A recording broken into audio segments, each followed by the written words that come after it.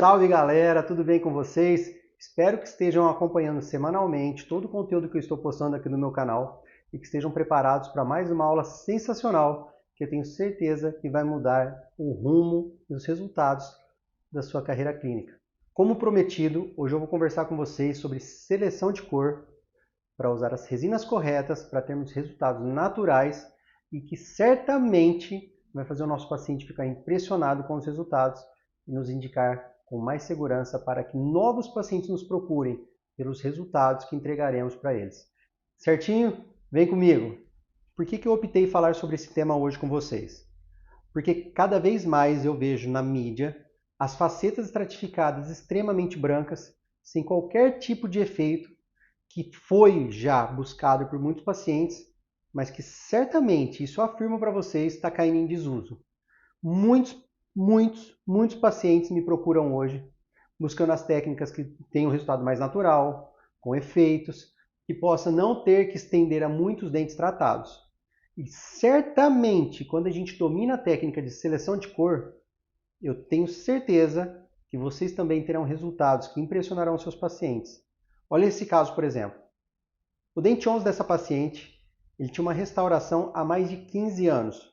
Vocês conseguem perceber a cor da resina, por causa do tempo demorado, da manutenção não feita e do tipo de resina usada, a gente conseguia identificar uma resina mais amarelada no dente 11 dessa paciente. Depois de algumas conversas, eu mostrei para a paciente que seria possível mantermos os dentes dela como eram, bonitos, uma cor agradável. Eu fiz apenas uma gengivoplastia para melhorar a harmonia do sorriso e eu sugeri apenas a remoção daquela resina e o tratamento apenas no elemento 11. Vejam o resultado.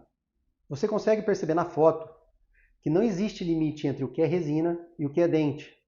O único dente tratado nesse caso foi o elemento 11 e eu consegui com precisão alinhar as cores do meu tratamento e dos dentes da paciente. Agora me fala, você acha que isso não vai aumentar o seu status como um bom profissional na sua região? Tenho certeza que sim, mas a gente precisa se atentar a alguns itens importantes durante a seleção de cor. Vou citar brevemente para que vocês entendam. Se liga aqui, ó.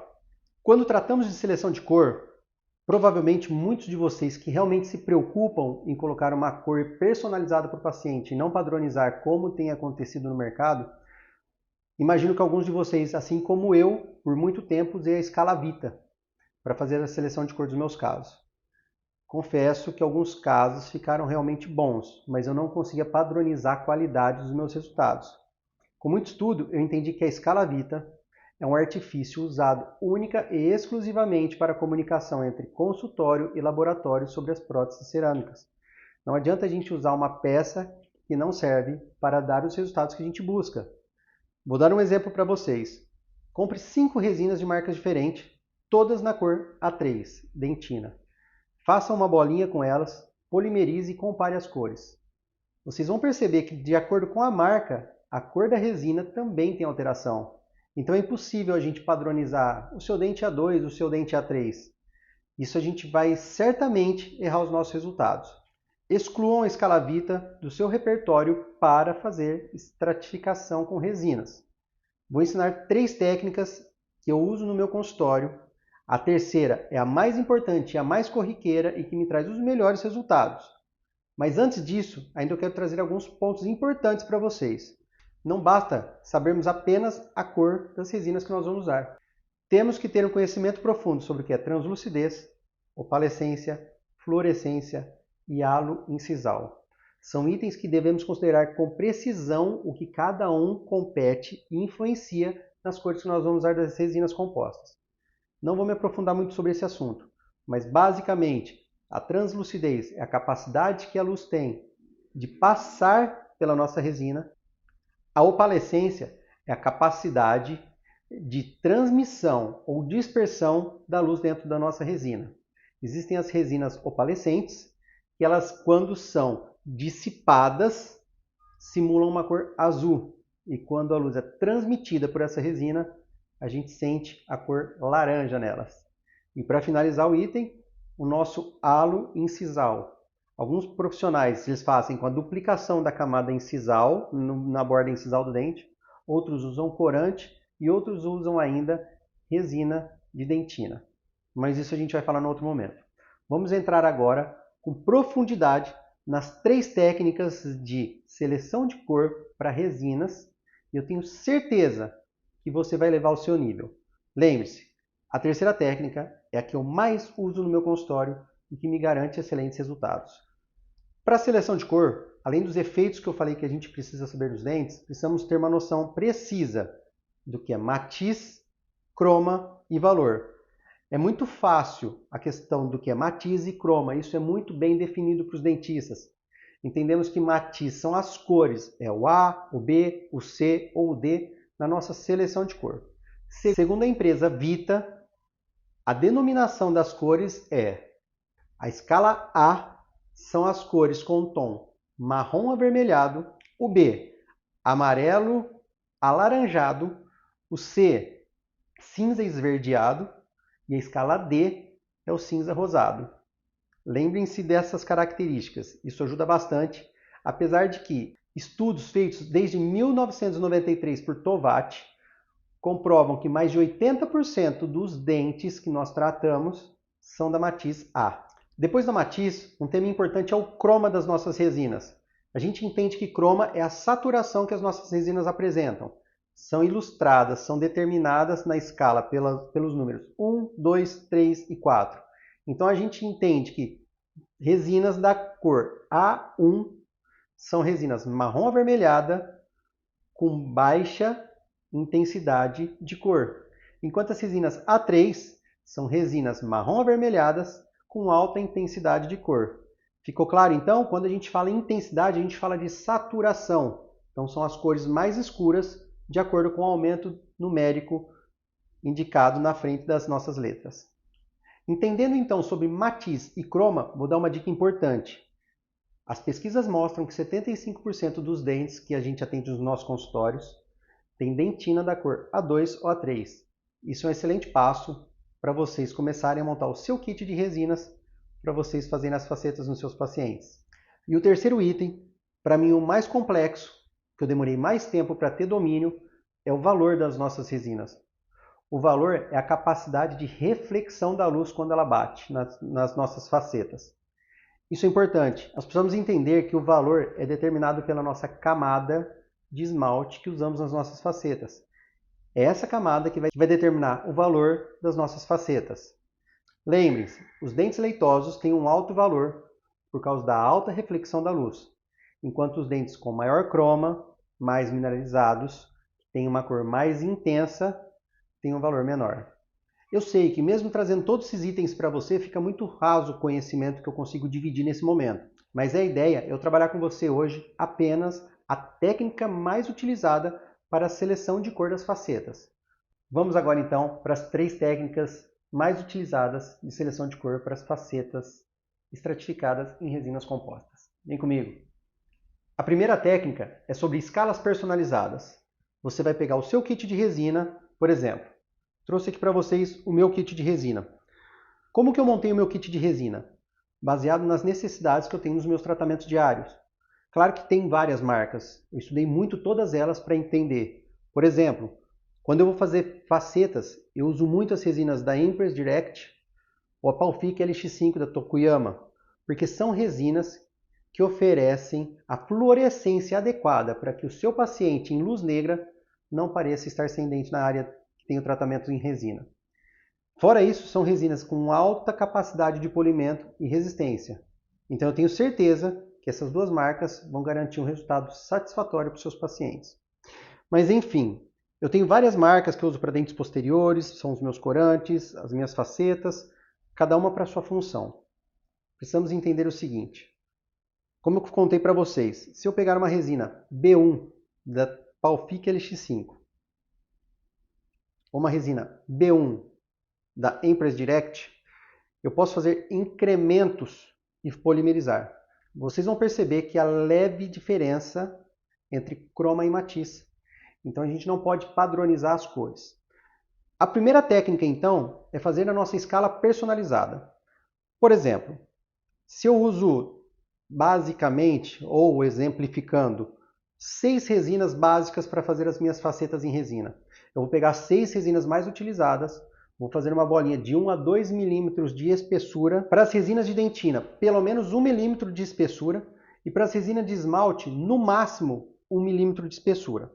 Depois de feitas as bolinhas, nós vamos polimerizar e armazenar. Essa vai ser a nossa escala personalizada para fazer a seleção de cor. A segunda técnica, que é muito utilizada nos casos mais complexos, é o que a gente chama de ensaio restaurador. Como que a gente faz isso? Selecionamos previamente o que seriam as resinas utilizadas para o caso e fazemos a faceta no dente do paciente sem fazer qualquer condicionamento ácido ou com sistema adesivo. Qual que é a ideia? A gente polimeriza, faz todas as camadas dentina, esmalte e o efeito com menos intensidade, porque o efeito não vai ter uma diferença significativa no resultado final em relação à cor. Então a gente polimeriza a camada de dentina e esmalte, hidrata bem. Às vezes o paciente fica algum tempo com aquele ensaio na boca, de um período pelo menos, para que os outros dentes tenham hidratação e normalizem a cor, para a gente saber se aquele caminho é o correto para termos o resultado natural que nós esperamos. E a terceira técnica de seleção de cor, e a que eu mais utilizo no meu consultório, é a técnica de incrementos de resina. Como ela funciona? Primeiro nós precisamos dividir o dente em 3 áreas: a porção cervical, a porção média e a porção incisal.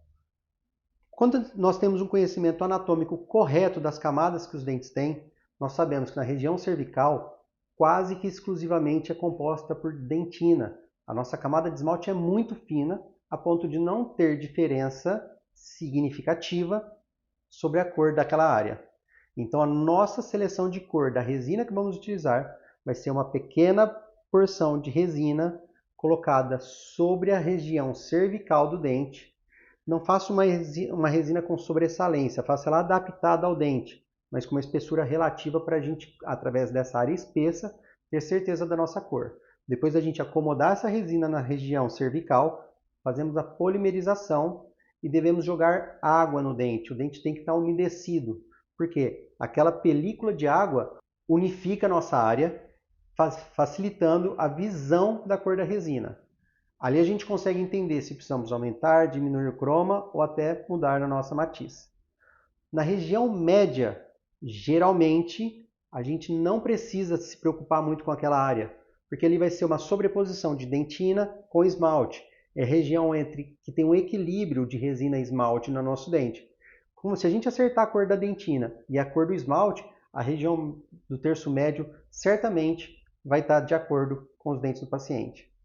E a região incisal, naquele terço incisal do dente, é quando a gente vai fazer um pequeno incremento de resina de esmalte, colocar naquela área, adequar para que não fique um volume. Então a gente alisa as bordas dessa resina. Eu vou mostrar uma foto aqui para vocês. Faz a polimerização e umedece. Qual que é a ideia então? Região cervical, a nossa resina de dentina. Região incisal, a nossa resina de esmalte. Para os dentes de alta translucidez, ainda eu gosto de pegar uma porção da minha resina que eu vou usar para fazer a camada palatina e colocar bem no bordo incisal do dente. Também polimerizo, para entender se aquela resina que eu escolhi vai dar translucidez suficiente, necessária, ou se ainda está exagerada para ser condizente com o dente do nosso paciente. Ficou claro para vocês, então, a importância da seleção de cor? Quando falamos de seleção de cor, nós queremos fugir do padrão dos profissionais que estão unificando as resinas, que sugerem para os seus pacientes fazerem 8 ou 10 facetas, BL2, BL1, para clarear os dentes. A nossa ideia aqui é personalizar resultados de acordo com cada paciente. Iremos fazer o clareamento ou não do paciente e seguir as nossas facetas baseado na cor dos próprios dentes do paciente.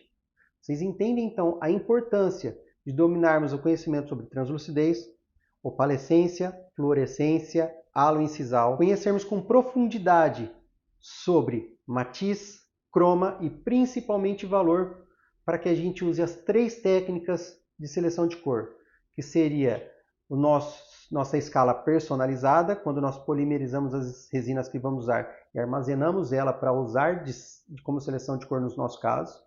Quando fazemos um ensaio restaurador, onde a gente faz a faceta no paciente sem condicionar o substrato, ou quando a gente faz os incrementos nas áreas próprias específicas para cada tipo de resina. Espero que tenha ficado claro esse conhecimento para vocês. Se tiver qualquer dúvida, vocês podem mandar nas minhas redes sociais ou no meu canal do YouTube. Eu, pessoalmente, responderei todas essas dúvidas. Espero que o conhecimento que eu dividi hoje com vocês melhore a sua capacidade técnica e o nível dos seus resultados.